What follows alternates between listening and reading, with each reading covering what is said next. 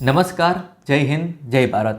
મિત્રો, આજે આપણે વિડીયોમાં વિદેશ અભ્યાસ લોન યોજના 2023-24 વિશે ચર્ચા કરવાના છે કે જેમાં તમને કઈ રીતે લાભ મળશે, કોણ લાભ લઈ શકશે, કેટલા ટકા તમારે વ્યાજ દેવું પડશે, આ ઉપરાંત જે તમે લોન લ્યો છો તેને ચૂકવણી કઈ રીતે કરવી પડશે અને તમે કઈ રીતે ફોર્મ ભરી શકશો વગેરે જેવી ચર્ચા આ વિડીયોમાં કરવાના છે. મિત્રો, તો તમે અંત સુધી બન્યા રહેજો અમારા વિડીયોમાં. તો મિત્રો, ચાલો શરૂ કરીએ છીએ આપણો વિડીયો. મિત્રો, ધોરણ 12 પછી ફક્ત MBBS માટે, ડિપ્લોમા પછી ડિગ્રી માટે અને ગ્રેજ્યુએશન પછી પોસ્ટ ગ્રેજ્યુએશન માટે અને રિસર્ચ જેવા કે ટેકનિકલ, પેરામેડિકલ, પ્રોફેશનલ વગેરે જેવા કોઈપણ પ્રકારમાં વિદેશમાં ઉચ્ચ અભ્યાસ માટે બિન અનામત વર્ગના વિદ્યાર્થીઓ માટે કુલ તમને 15 લાખ રૂપિયાની બિન અનામત વિદેશ અભ્યાસ લોન નિગમ તરફથી તમને આપવામાં આવશે.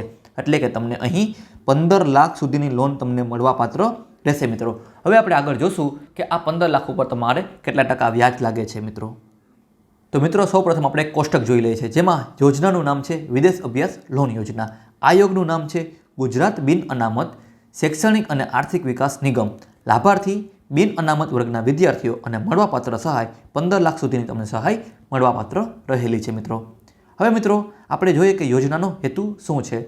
તો ગુજરાતમાં રહેતા બિન અનામત વર્ગના વિદ્યાર્થીઓ વિદેશમાં ઉચ્ચ અભ્યાસ કરે તેના માટે આર્થિક સહાય આપવા માટે તેનો મુખ્ય હેતુ છે, જેથી બિન અનામત વર્ગના વિદ્યાર્થીઓ વિદેશમાં સારું ભણતર મેળવી શકે અને આગળ વધી શકે. મિત્રો, ત્યારબાદ આપણે વાત કરીએ કે કોણ કોણ તેનો લાભ લઈ શકશે. ગુજરાત રાજ્યમાં બિન અનામત વર્ગમાં આવતા વિદ્યાર્થીઓને ફોરેન એજ્યુકેશન લોન યોજનાનો લાભ મેળવી શકશે. આવા વિદ્યાર્થીઓ પાસે બિન અનામત વર્ગનું પ્રમાણપત્ર ધરાવતા હોવા જોઈએ. આ ઉપરાંત ધોરણ 12માં 60 કે તેનાથી વધુ ગુણ મેળવેલા હશે તેવા જ વિદ્યાર્થીઓને વિદેશ અભ્યાસ લોન યોજના અંતર્ગત 15 લાખની સહાય મળવાપાત્ર રહેલી છે. મિત્રો, હવે મિત્રો આપણે આગળ વધીએ છીએ વિડીયોમાં. તો આપણે મેં કીધું એ પ્રમાણે કે તમારો વ્યાજનો દર કેટલો રહેશે, તો વાર્ષિક તમને ફક્ત 4% લેખે સાદું વ્યાજ ગણવામાં આવશે. એટલે કે તમે જેટલા લાખની લોન લેશો તેના પર તમને 4% વ્યાજ લાગશે. મિત્રો, આ ઉપરાંત તમને હું વાત કરું કે જો મિત્રો તમે 7.5 લાખ કે તેનાથી ઓછી રકમની ધિરાણ લ્યો છો તો ધિરાણની રકમથી 1.5 ગણી કિંમતનું લાભાર્થીએ પોતાની અથવા તો સગાની મિલકત પર બોજા નોંધાવવાની રહેશે. અને માની લ્યો કે તમે 7.5 લાખ કરતાં વધારે રકમ લ્યો છો તો રકમ જેટલી તમે લ્યો છો તેની કુલ રકમ જેટલી પોતાની અથવા તો કોઈ સગા સંબંધની સ્થાવર મિલકત નિગમની તરફેણમાં તમારે ગીરો કરવાની રહેશે. મિત્રો, હવે મિત્રો દરેક લોન લેનાર નિગમની તરફેણમાં સહી કરેલા 5 પોસ્ટ ડેટેડ ચેક તમારે આપવાના રહેશે. મિત્રો, હવે મિત્રો ચર્ચા કરીએ કે લોનની ચૂકવણી કઈ રીતે કરવાની છે. તો મિત્રો 5 લાખ સુધીના લોનના કિસ્સામાં તમે જ્યારે અભ્યાસ પૂરો કરો છો ત્યારબાદ તમને 1 વર્ષનો સમયગાળો આપવામાં આવશે અને 1 વર્ષના સમય બાદ તમારે 5 વર્ષમાં એક સરખા માસિક હપ્તામાં ચૂકવવાના રહેશે. અને મિત્રો માની લ્યો કે 5 લાખથી વધુ લોન હશે તેવા કિસ્સામાં અભ્યાસ પૂરો કર્યા બાદ 1 વર્ષનો તમને સમય મળશે અને તમે કુલ 6 વર્ષમાં એક સરખા માસિક હપ્તા તમારે ભરવાના રહેશે. એટલે કે તમને 5 લાખ સુધીમાં તમને 5 વર્ષમાં તમારે લોન ભરવાની રહેશે, તેમજ 5 લાખ કરતાં વધુ થઈ છે લોન તો તમારે 6 વર્ષમાં તમારે કુલ લોન તમારે ભરવાની રહેશે. પરંતુ જ્યારે તમારો અભ્યાસ પૂરો થાય છે ત્યારબાદ તમને બંને કિસ્સામાં 1 વર્ષની છૂટછાટ તમને મળવાપાત્ર રહેલી છે. મિત્રો, આ ઉપરાંત ભરપાઈ થતી લોનના નાણાં પ્રથમ વ્યાજ પેટે જમા લેવામાં આવશે. લોન લેનારે નિશ્ચિત સમયમાં મર્યાદા પહેલાં પણ લોનની પરત ચૂકવણી કરી શકાશે. એટલે કે મિત્રો જરૂરી નથી કે તમે 5 વર્ષમાં જ ચૂકવવી, 5 વર્ષ પહેલાં પણ તમે લોન ચૂકવી શકો છો. મિત્રો, હવે મિત્રો આપણે આગળ વાત કરીએ છીએ આવક મર્યાદા. તો બિન અનામત જાતિના વિદ્યાર્થીઓની કુટુંબની કુલ વાર્ષિક આવક 6 લાખથી ઓછી હોવી જોઈએ. એટલે મિત્રો તમે જે આવક દાખલો રજૂ કરશો તે 6 લાખથી ઓછો હોવો જોઈએ તો જ તમને આ યોજનાનો લાભ મળવાપાત્ર રહેલો છે. મિત્રો, હવે મિત્રો જોઈએ વિદેશ અભ્યાસ લોન યોજના દ્વારા મળવાપાત્ર સહાય. તો મેં તમને જેમ કીધું એ રીતે કે બિન અનામત વર્ગમાં આવતા હશે વિદ્યાર્થીઓ જેઓને ધોરણ 12માં 60 કે તેનાથી વધુ ગુણ મેળવેલા હશે અને તેવા વિદ્યાર્થીઓને 15 લાખની લોન મળશે જેનો વાર્ષિક વ્યાજ દર રહેશે 4%. હવે મિત્રો જરૂરી ડોક્યુમેન્ટ. તો તમારે નિયત નમૂનાનું અરજીપત્રક જરૂર પડશે, બિન અનામત વર્ગનું પ્રમાણપત્રની જરૂર પડશે, આધાર કાર્ડની નકલ, આવકનું પ્રમાણપત્ર, એડમિશન લેટર, ધોરણ 12 અને તે પછીના અભ્યાસની માર્કશીટની નકલ, ધોરણ 10 અને 12માની માર્કશીટ, શાળા છોડ્યાનો દાખલો એટલે કે LC અને પાસપોર્ટની નકલ, આટલી વસ્તુની તમારે જરૂર પડશે. મિત્રો, હવે મિત્રો વાત કરીએ ત્યારબાદ આગળ તો કે વિઝાની નકલ, એર ટિકિટ, દર વર્ષે ભરવાની થતી અથવા તો ભરેલ ફીનો પુરાવો, અરજદારના બેંક પાસબુકના પ્રથમ પાનાની નકલ, ગીરો ખત અથવા તો બોજા નોંધ અને 5 બેંક ચેક.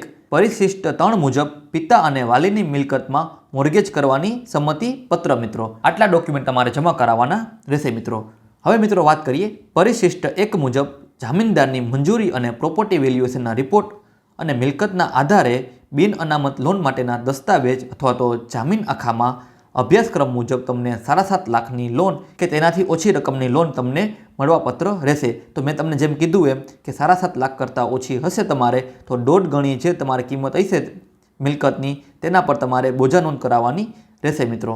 અને 5 પોસ્ટ ડેટેડ ચેક તમારે આપવાના રહેશે. હવે આપણે વાત કરીએ વિદેશ અભ્યાસ લોન યોજના માટે ઓનલાઈન અરજી કેવી રીતે કરવી. તો સ્ટેપ પહેલું, સૌ પ્રથમ તમારે નિગમની ઓફિશિયલ વેબસાઇટ ઉપર જવાનું રહેશે. ત્યારબાદ તેમાં સ્કીમ નામનું એક મેનુ જોવા મળશે, તેના ઉપર તમારે ક્લિક કરવાનું રહેશે. સ્ટેપ બીજું, ત્યારબાદ તેમાં વિદેશ અભ્યાસ લોન એટલે કે ફોરેન એજ્યુકેશન લોન સ્કીમ ઉપર તમારે ક્લિક કરવાનું રહેશે મિત્રો. સ્ટેપ નંબર 3, ત્યારબાદ તમને તેમાં વિદેશ અભ્યાસ લોન યોજના વિશે થોડીક માહિતી જોવા મળશે. ત્યારબાદ તમને નીચે જોશો એટલે એપ્લાય નાઉ ઉપર ક્લિક કરવાનું રહેશે. ત્યારબાદ તમારી સામે એક નવું પેજ ઓપન થશે જેમાં તમારે લોગિન આઈડી અને પાસવર્ડ માગશે. જો મિત્રો તમે પહેલી વખત આ વેબસાઇટ ઉપર આવો છો તો રજિસ્ટ્રેશન કરેલું નથી તો સૌપ્રથમ તમારે મેલ આઈડી અને મોબાઈલ નંબર વડે રજિસ્ટ્રેશન કરાવવું પડશે અને ત્યારબાદ તમે લોગિન કરી શકશો મિત્રો. હવે મિત્રો આપણે આગળ વધીએ છીએ સ્ટેપ 5. તો લોગિન કર્યા બાદ તમારી સામે અલગ અલગ યોજના જોવા મળશે. જે યોજના તમારે અરજી કરવા માગતા હોય તેમાં તમારે એપ્લાય નાઉ પર ક્લિક કરવાનું રહેશે. પછી તમારે વિદ્યાર્થીઓએ પોતાના વિદેશ અભ્યાસ લોનની તથા પોતાના સંપર્કની વિગતો ભરવાની રહેશે અને સેવ બટન ઉપર ક્લિક કરી દેવાનું રહેશે મિત્રો. સ્ટેપ નંબર 7, બધી વિગત ભર્યા બાદ તમારે હવે પાસપોર્ટ સાઇઝનો ફોટો, સિગ્નેચર અને ડોક્યુમેન્ટ અપલોડ કરવાના રહેશે મિત્રો. સ્ટેપ નંબર 8, ડોક્યુમેન્ટ અપલોડ કર્યા બાદ હવે અરજીને કન્ફર્મ કરવાની રહેશે. તે માટે તમારે કન્ફર્મ એપ્લિકેશન ઉપર ક્લિક કરવાનું રહેશે. સ્ટેપ નંબર 9, અરજી કન્ફર્મ થયા બાદ તમારી સામે એપ્લિકેશન નંબર જોવા મળશે જે તમારે કોઈપણ જગ્યાએ સુરક્ષિત જગ્યાએ સાચવી રાખવાનો રહેશે મિત્રો. હવે મિત્રો એક ખાસ નોંધ જોઈ લઈએ. ઓનલાઈન અરજી કર્યા બાદ તમારે અરજીની પ્રિન્ટ લઈ લેવાની રહેશે અને જેટલા ડોક્યુમેન્ટ અપલોડ કરેલા છે તેટલા બધા જ ડોક્યુમેન્ટ તમારે જે જિલ્લામાં અભ્યાસ કરતા હોય તે જિલ્લાના નાયબ નિયામક જિલ્લા સમાજ કલ્યાણ ખાતામાં રૂબરૂ અથવા તો કુરિયર દ્વારા મોકલવાની રહેશે, જેની તમારે ખાસ નોંધ લેવાની રહેશે મિત્રો. તો આશા રાખું છું કે મેં તમને જેટલી વસ્તુ સમજાવેલી છે તે તમને અહીં ટોટલી વસ્તુ સમજાઈ ગઈ હશે. જો મિત્રો તમને કોઈ પણ વસ્તુ ન સમજાણી હોય તો તમે મને કમેન્ટ સેક્શનમાં પૂછી શકો છો. અમારી ટીમ તેનો જવાબ ચોક્કસથી તમને આપશે. મિત્રો જો તમને આ વિડીયો ગમ્યો હોય તો આ વિડીયોને લાઇક કરો અને તમારા મિત્ર સર્કલ સાથે તમે આ વિડીયોને શેર પણ કરો જેથી કરી અને બધા લોકો આ યોજનાનો લાભ લઈ શકે. અને મિત્રો આવા જ યોજના રિલેટેડ વિડીયો જોવા માટે અમારી ચેનલને સબસ્ક્રાઇબ કરો. અમારી ચેનલનું નામ છે update knowledge four information. Thank you. જય હિન્દ, જય ભારત.